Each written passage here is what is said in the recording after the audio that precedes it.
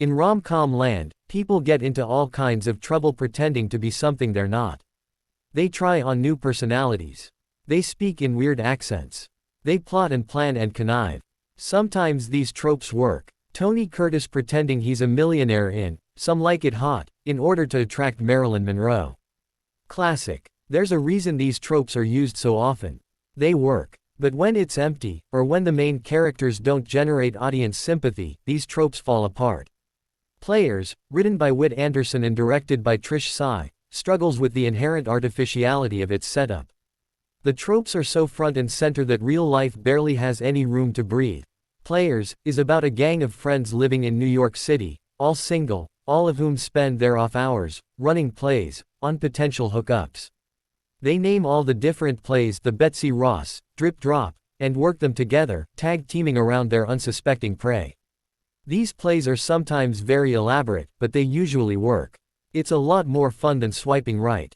Mack, Gina Rodriguez, is queen of the players. She's a sportswriter at an unbelievably unrealistic newspaper, and sees everything through the lens of sports. Her best pals are Adam, Damon Wayans Jr., Sam, Augustus Prue, and little Joel Courtney, Sam's younger brother. They meet up in bars after hours and run plays, but the routine is getting a little old.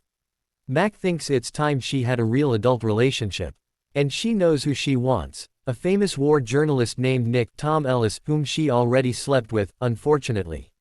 This is a quandary. How do you go from a hookup to a relationship?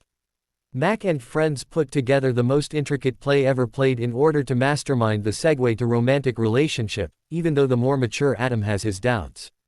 You can't build a relationship from a play, he tells Mack. Woman Adam starts to date at one point, causing ripples of alarm through the codependent band of tricksters. Some elements in Players were head-scratchers.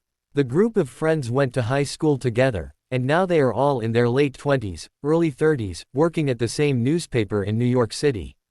How does that happen? The film's presentation of working at a newspaper as so out of date as to be actually tragic, in light of the hellscape that is today's media world. The office space looks like the headquarters of an internet startup circa 1998, a huge warehouse space with tall windows. Mack covers local sports for the paper, but in the world of Players, this means she is actually paid money, a salary, no less, to cover ping-pong matches. There is a vague fear of layoffs, but everyone seems so confident and secure in their jobs it's like a sci-fi movie.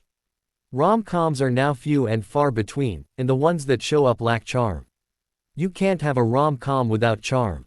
People still need love stories. They yearn for them. Why have we lost confidence in telling them?